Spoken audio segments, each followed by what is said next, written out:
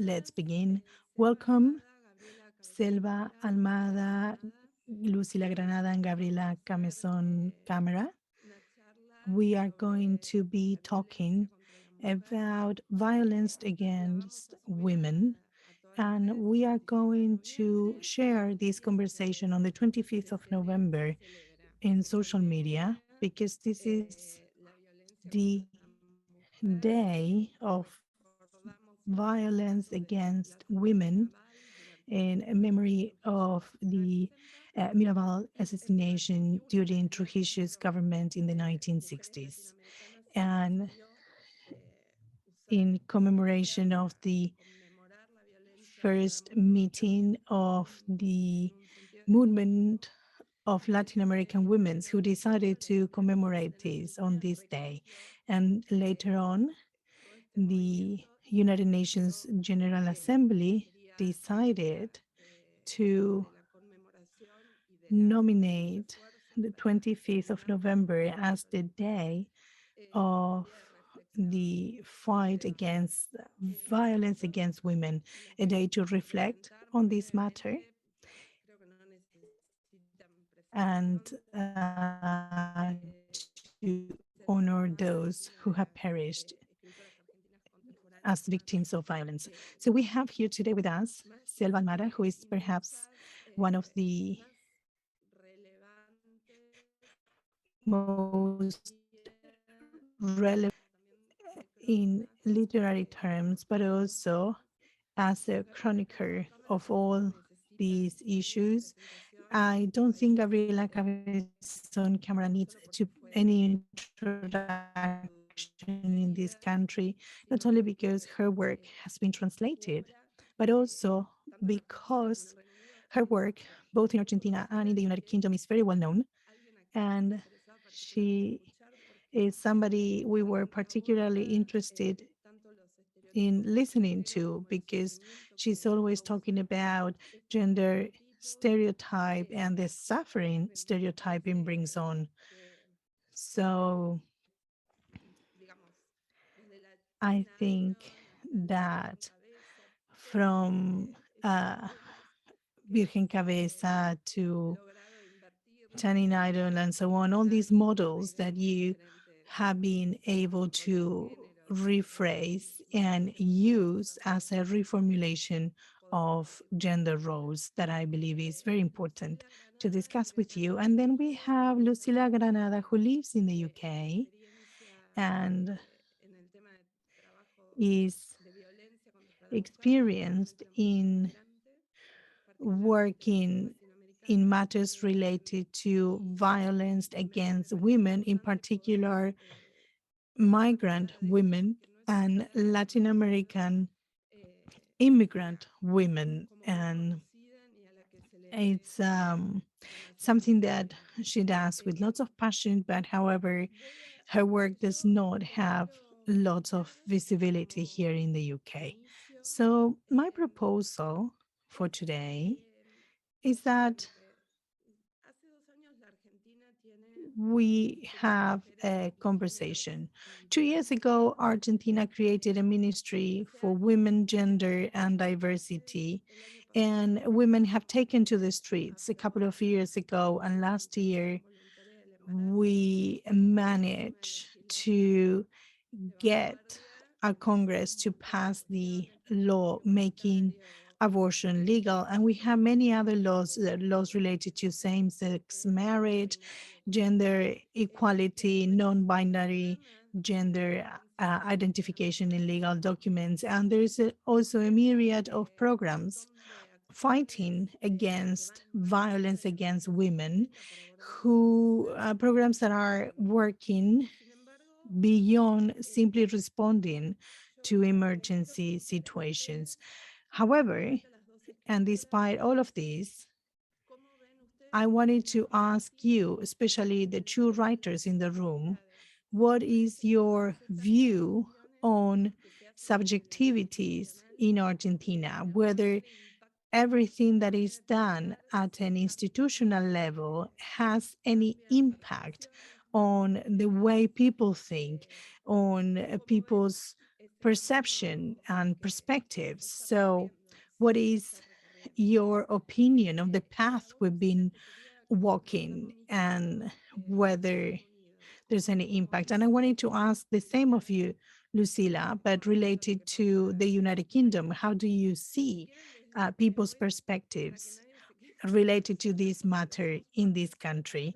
And I want to give you the floor in the order you are listed here so we all have time to talk.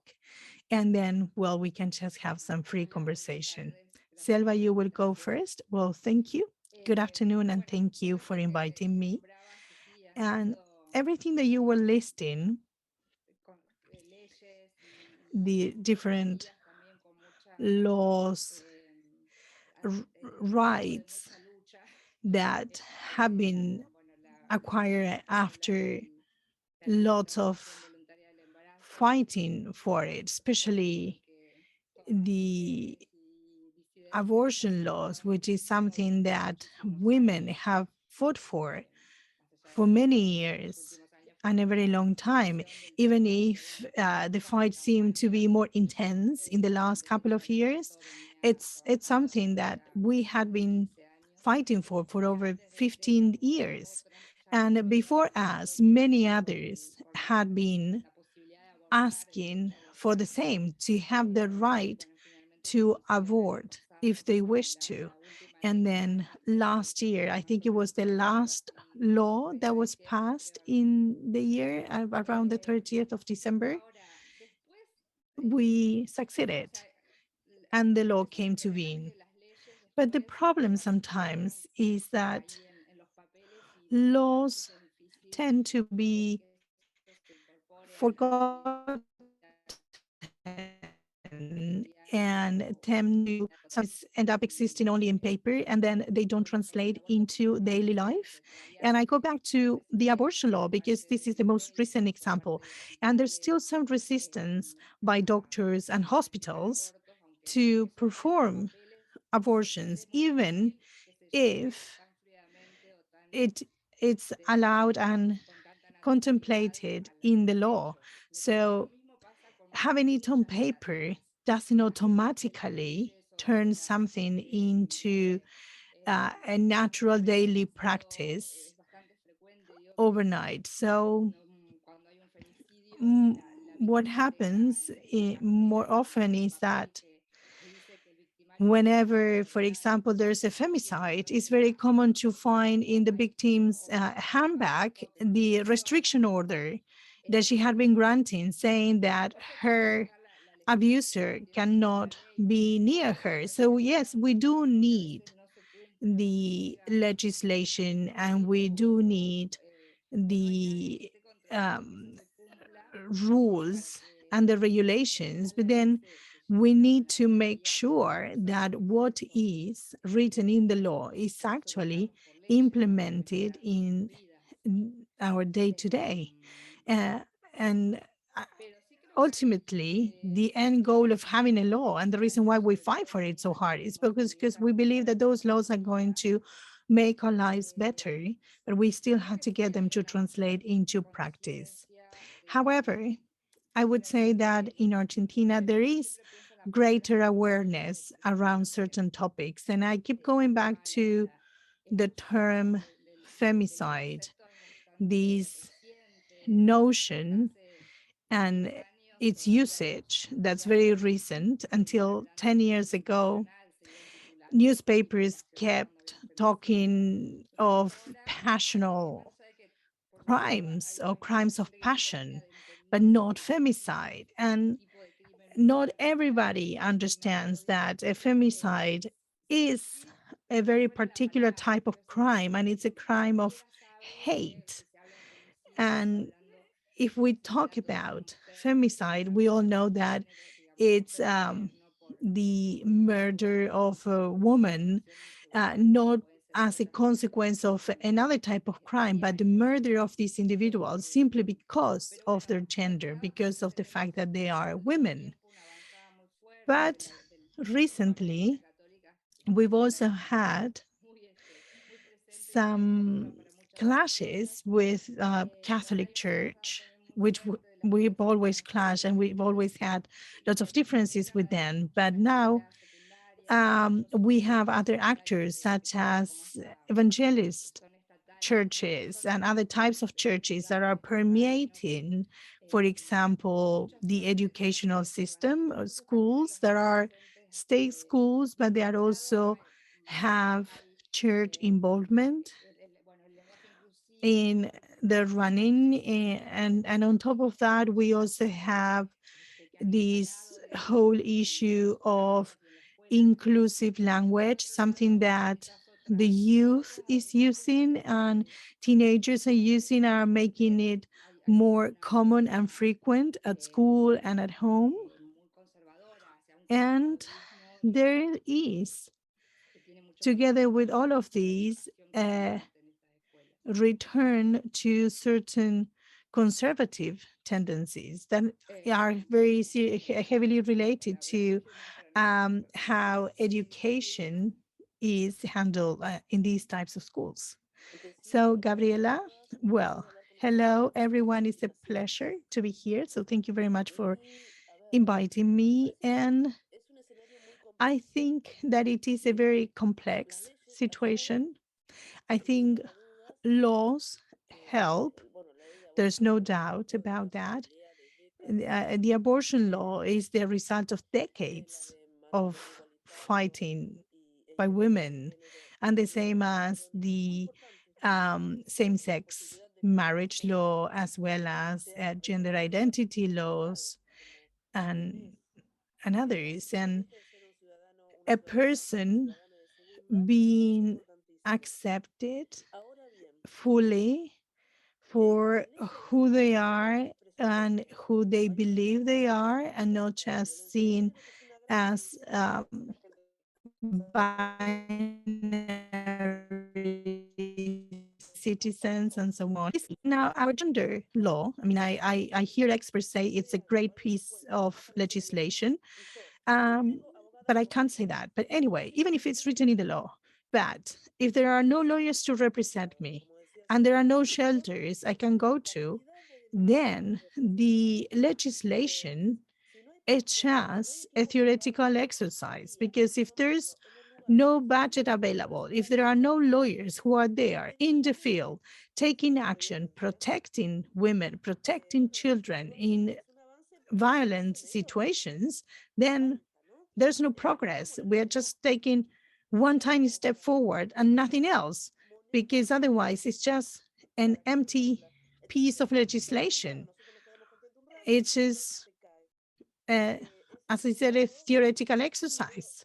So what I see is that we've made huge progress on the one hand, and then because of perhaps lack of political will or lack of resources, or a misallocation of those resources, the laws cannot be implemented. We know, for example, small villages and the Eastern Chaco, 700 people in needed to be hospitalized, and were also victims of ill treatment. These are indigenous people. And you might be wondering, why am I talking about indigenous people if we are talking about gender? But well, these people, they can't work, therefore they can't put food on the table. If they are in hospital, they cannot go to the wells to get water and so on. And who are doing that? Who are working, feeding the children, putting food on the table, getting in water? Those are the women. And this is happening still in our country, in the more remote provinces. But if this had happened in the city of Buenos Aires, it would have been scandalous. But the truth is that whenever there's an extreme situation, it is women who carry the heaviest burden. It is women who put others' well-being as a priority, and who suffer the most, and then not thinking about our national debt and our foreign debt from a gender point of view would be remiss on our behalf. And because whenever money doesn't come in, whenever um, a family needs more resources, it is women who are going to take on a second job, a third job, and so on. It's always women who are picking up the slack. Thank you. And I want to ask you lots of questions right now, but I want to give Lucila also an opportunity to tell us her views on the situation here in the UK and her work with migrant and Latin American women. Well, thank you. And thank you for organizing this meeting. And it's a pleasure to be here and also to meet you. So it's really good that you are including us and that the embassy in the United Kingdom is um, adding the perspective of migrant women in the UK, because it's a very different context. It's a different legal context as well. We talk of budgeting, and the budget here is 140 million uh, pounds that are allocated to the fight against violence against women. And however, these are not always translates into help for women, especially migrant women in the UK. Now, from my perspective and my experience working,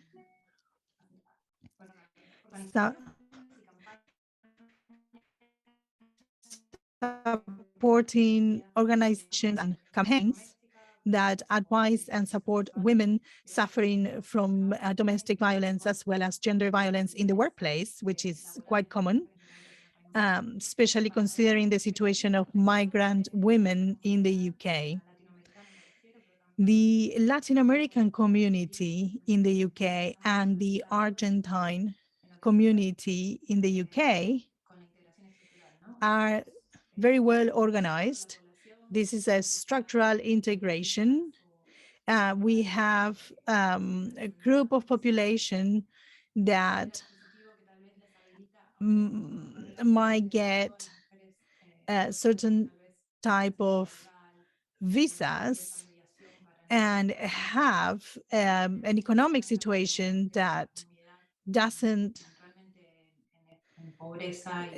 allow them perhaps to get the best of the best, but they still get some sort of support and they can still have access to legal counseling if necessary. But then we have a very big part of this group of women who perhaps are working in pink collar jobs, or they do not have access to support and counseling and therefore need more help. And what happens with migration is that many migrant men find themselves doing jobs traditionally done by women, such as, for example, cleaning or maintenance or working with families. So it might be the situation that, for example, working as nannies or in childcare is better paid because of the exposure to children, and that's something traditionally women do. And then women end up making more money than men, and that also affect family dynamics, because the traditional gender roles are subverted, and that creates tension as well. And dynamics that in the UK might not become part of the mainstream issues because migrant issues are not necessarily part of the mainstream issues in the UK. And therefore, they are not so big or acknowledged. But then we mentioned budgets, and obviously we need budget to do the work that we do. And one of the key areas of concern in the UK is the interaction um, and the legislation that helps deal with violence and gender violence, which is accompanied by a series of politics and policies that tend to create what is called a hostile environment and hamper access to healthcare or renting perhaps a flat. So, for example, in order to rent a flat to live in, you need to have proof of residence in the country. So, any undocumented migrant might be, as a result, more exposed to abuse. Uh, so the main concern for all the campaigns in the UK at the time have to do with this. There's a campaign, for example, these days that is seeking to allow undocumented women to report incidents to the police, because if an undocumented migrant uh, approaches the police to report abuse, even domestic abuse, the police will report this person to the immigration authorities. So, and that may create difficulties later on to request visas and so on. So there's an entire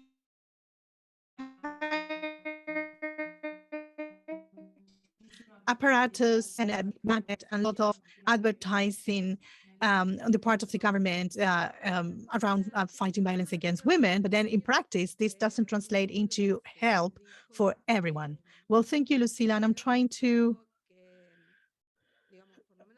start processing everything that we are sharing. And I was thinking that at least in Argentina, in the plan to fight gender violence that was approved last year, there are some peculiarities. As Selva was saying, I mean, it's not just responding to emergency situations, but also to provide support and accompany women suffering violence. There is also provisions for income equality as well. And not because I'm saying this because I work at the embassy, but also because I know that there are people who are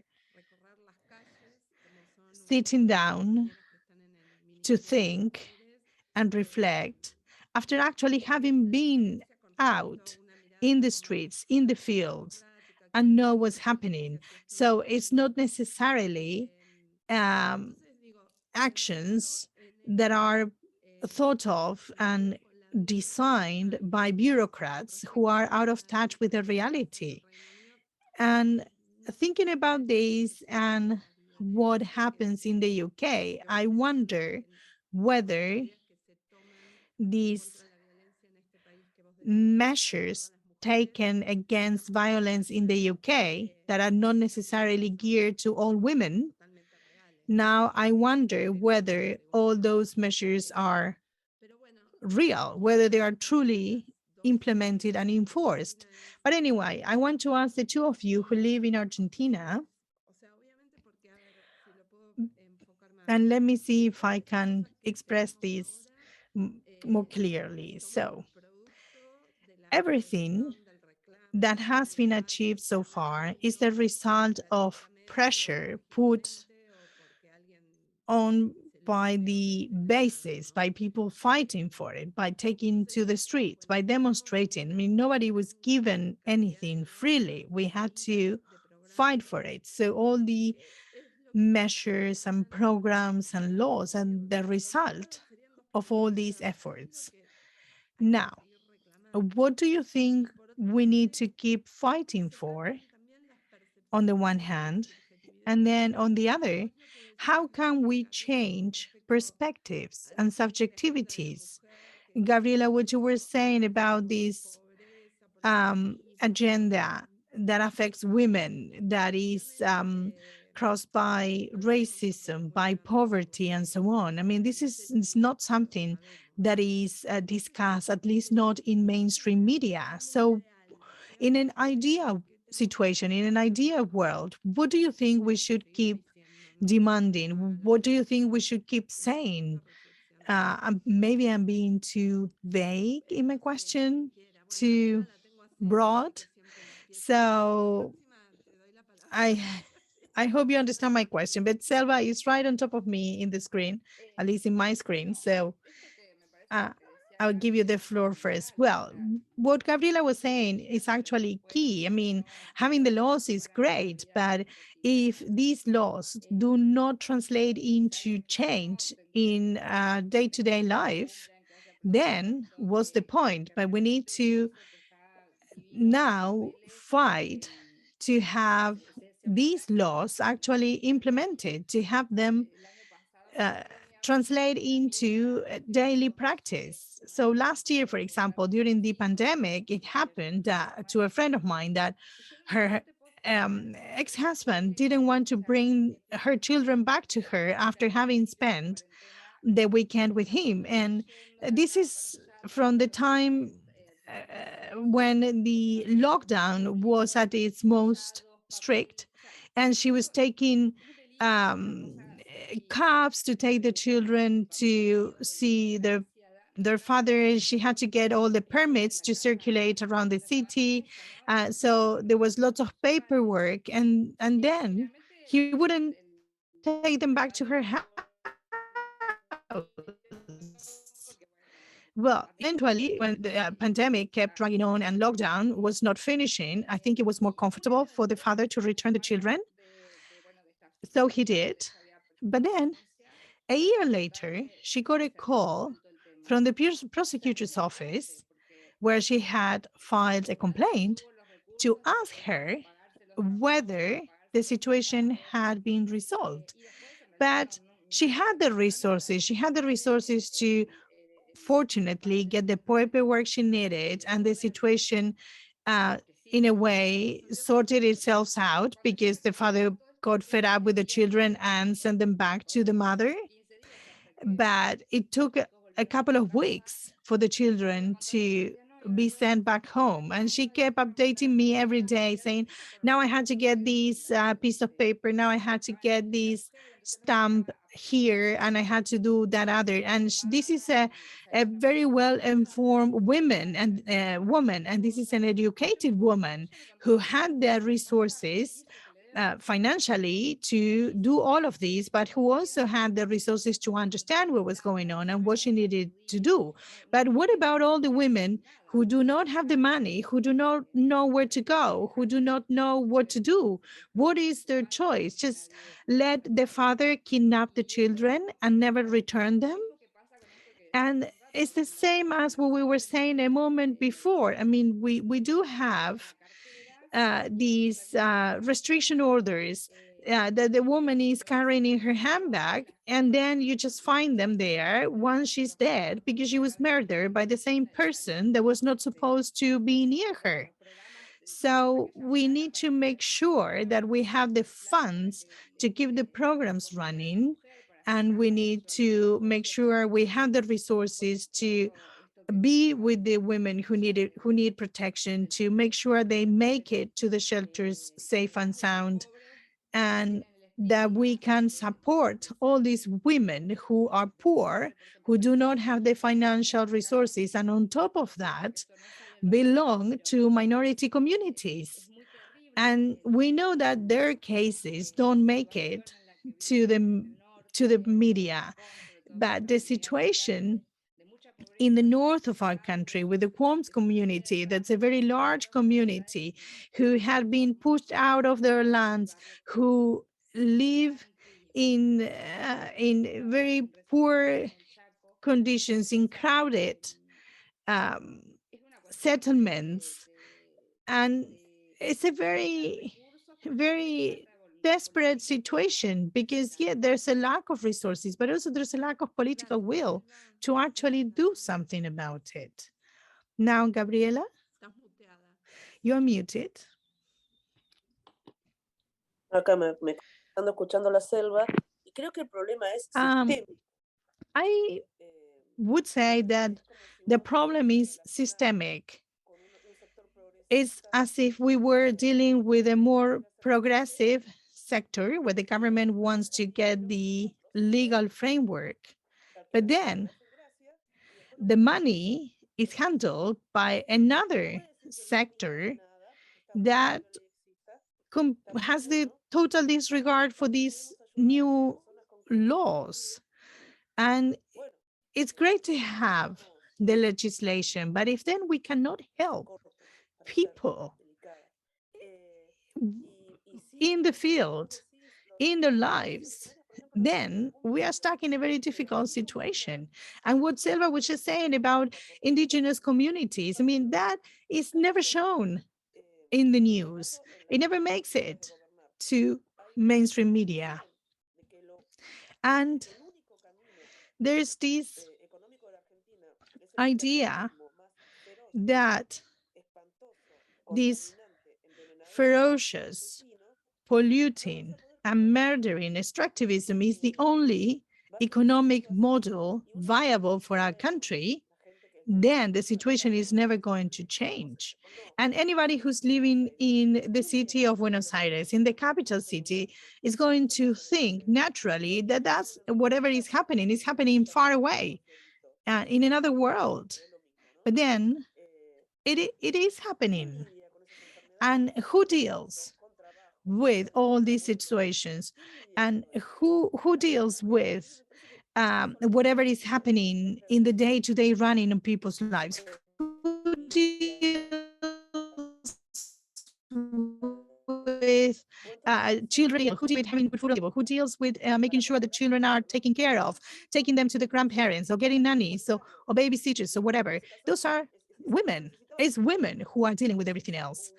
So there was a change in subjectivity when the gender law was passed. Because, for example, in my case, I was suddenly a legal entity, for example, to the eyes of my mother.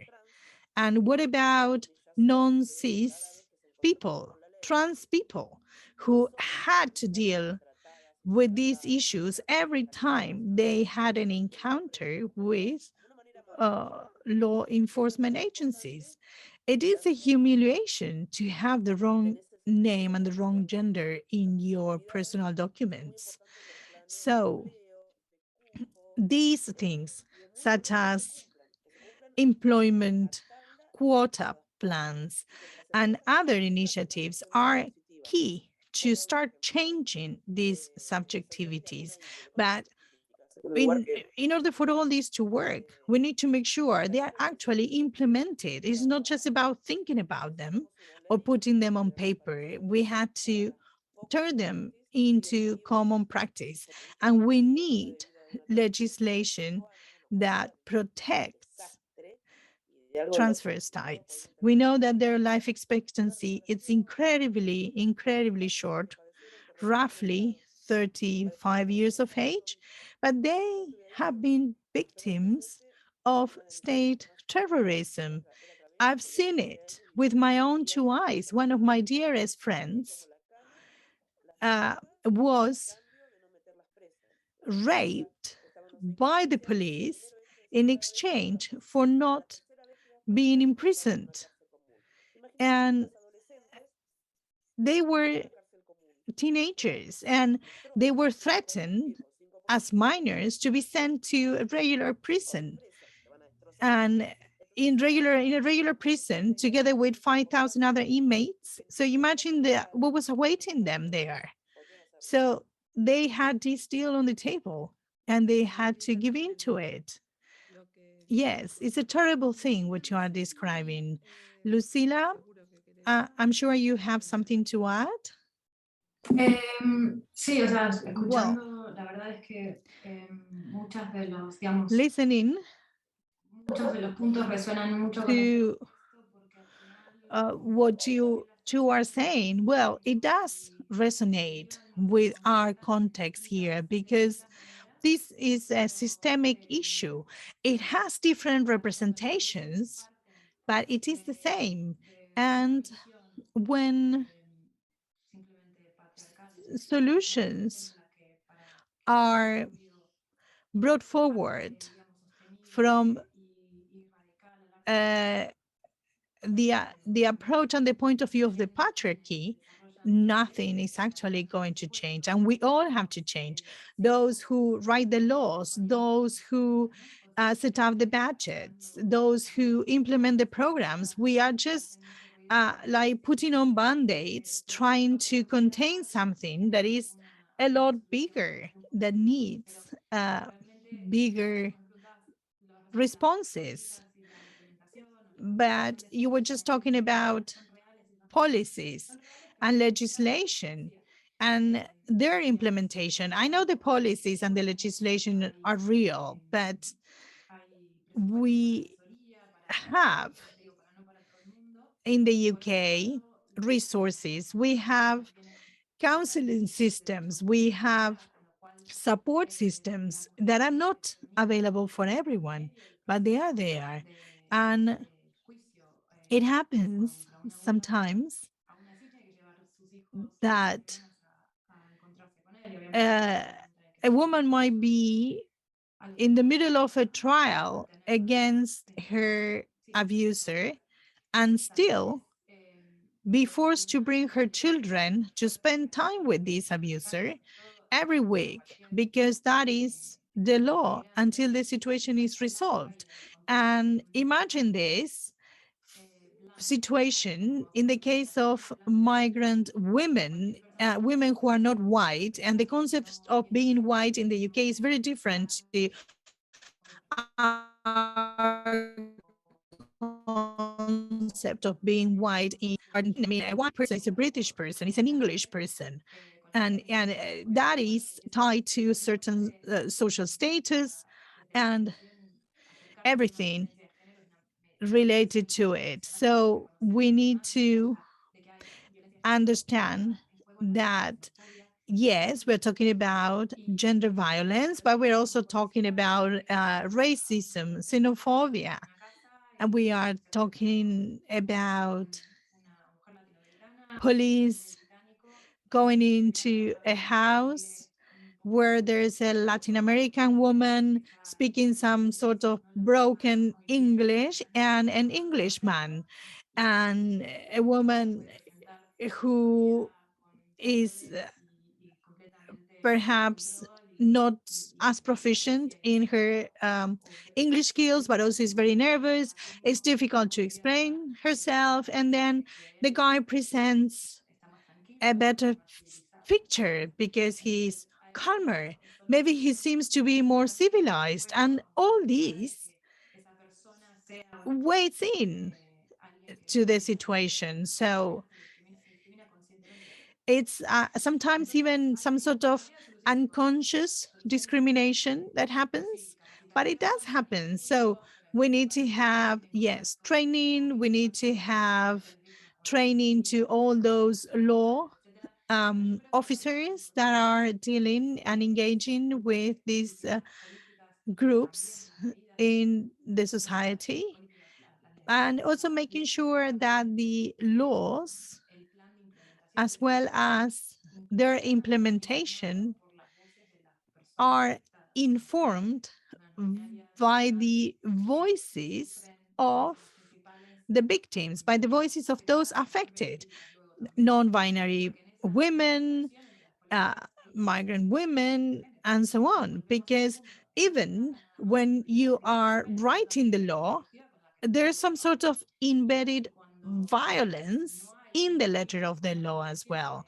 And when there is not a full awareness of a person's comprehensive experience, not just as a woman or a non-binary woman or a trans woman, but also as a migrant individual, also as somebody with a certain economic situation or education levels and so on. Well, thank you, Lucila. I know that you don't have much time, so I just want to touch on one final topic very briefly and ask you about art and art's ability to change things, because my personal opinion is that laws don't change subjectivities, but that it's the other way around. I mean, laws come to being because there was a change in subjectivity and society. But regardless of what I believe, I wanted to ask you, I mean, and Gabriela, you rewrote our Martín Fierro, which is huge, and I cannot even think of the words that would describe to this what you did. And you placed Virgin Mary in a slum. And Selva, you with your chronicles and uh, everything that you've written, I think uh, you are also shaking things up. I believe that what you've done is truly amazing. And I think that it's even bigger than any law that could have been written. And Lucila as well. What do you think? I mean, what's your view on the media and the culture and where they are headed? So, Gabriela first. So I don't always ask Salma to go first. I don't feel I don't feel discriminated against because Selva is speaking first every single time. No, no, it's just I wanted to be polite. That was the thing, but. Um, I was very happy with the order in which we were speaking before, but what we're talking about is the relationship between literature and politics, which is a very complex relationship. And also when we think about the social reach the literature has this nowadays. And as a writer, I can say it's not the same reach that it had in the 19th century. I mean, I don't think that any of us could be Sola or something like that. I mean, we are not the ones who are talking to the world. The world doesn't stop to listen to us when we speak or write. But just like a book might have helped each of us to change our view of the world, I believe that that might be the case with many other people nowadays. All those readers out there who might read something, who might read a book that really opens up their minds, that really challenges their views of the world. And I think that literature does have the potential to do this, to uh, put together other worlds, to present other realities and other possibilities. However, I do not believe it has the same reach it did in the past. And I don't believe that that is the role of literature. But then just using language in another way, not language as a tool, as it's often used, but as a medium for voices, for freedom to simply enjoy words and what we can do with words. Just that different use of language in itself is opening other doors, is presenting other paths. It's creating other possibilities, new tools, something different from what is presented as this single voice, which is usually what happens with mainstream press and mainstream media. It's not a single voice, it's not a single view. And I'm just talking about journalism, politics, and so on. I mean, this idea that politics is a single voice entity. And I'm not talking about the politics that we normal people engage daily. I'm talking about the highest levels of in politics, where there's a single voice, where there's a single idea, where there's a single line of thinking. So have these completely crazy and free polysemy as an author, as a writer, to have the freedom to just use language and get language to just run through and across all of us. That is already a change. We are positioning ourselves in a different place. Even us as writers, where we are creating this endless work of art, that's literature, that have changed and saved our lives many different times. Okay, just to change the orders, let's go to Lucila. ¿Qué puedo sumar? Realmente, Well, obviamente yo... what to add to these? I can't say much about literature, to be honest, but I can resaltar, yo creo, el rol, highlight más que el rol, sin, digamos, no the responsabilidad al arte, sino role, que tiene en but more than the role, the impact y tal vez también that it has bueno, tal vez el espacio más amplio de la creatividad to give room to creativity, para las and how afectadas por situaciones creativity que están atravesando situaciones tan can difíciles que más help digamos, these women that liberarse are going through the most difficult situations, because freeing themselves from a dangerous situation is a very lengthy process, and it's a very complicated process, and it's a very hard emotionally, financially, and so on. So if them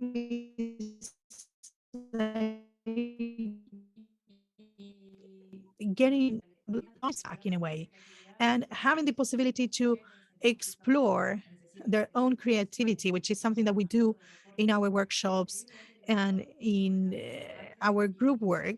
It's very empowering and transformative. And I think that it goes well beyond anything that can be expressed in a report or in a case study. And we have issued reports titled or dealing with the right to be believed, quoting literally what many of the activists says, and reports that have been quoted in many different places. But it is the voices of these women, the ones that carry the emotional load, the ones that really express the complexity of the situation they are going through. And it's very palpable in the first contacts with anybody giving them the support they need. So we think that that is an incredibly important dimension, and it's part of our work with as an NGO. Selva? Well, what Gabriela said was so beautiful that we should have just ended the session right after her. But reading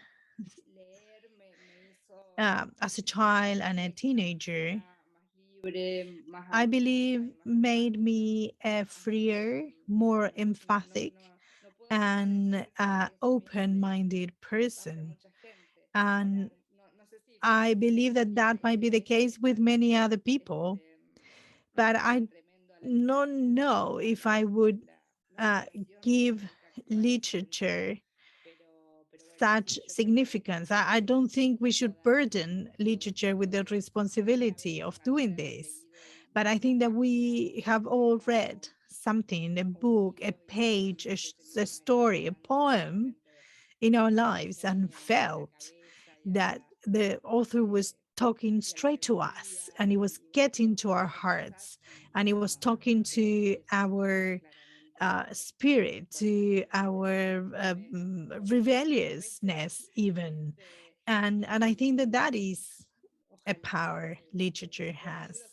And I hope that maybe our books manage to do that for other people.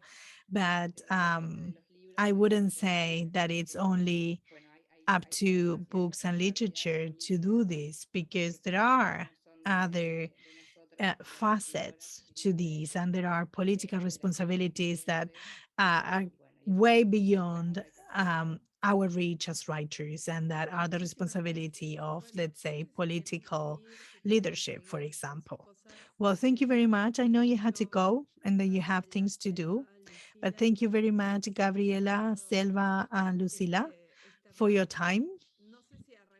I don't know whether we managed to fix anything, but I think that it is a very interesting conversation to have. And I think that talking about it always helps.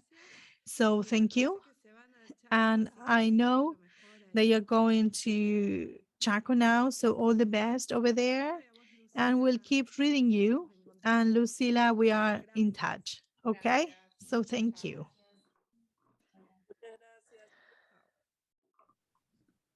Chao, chao.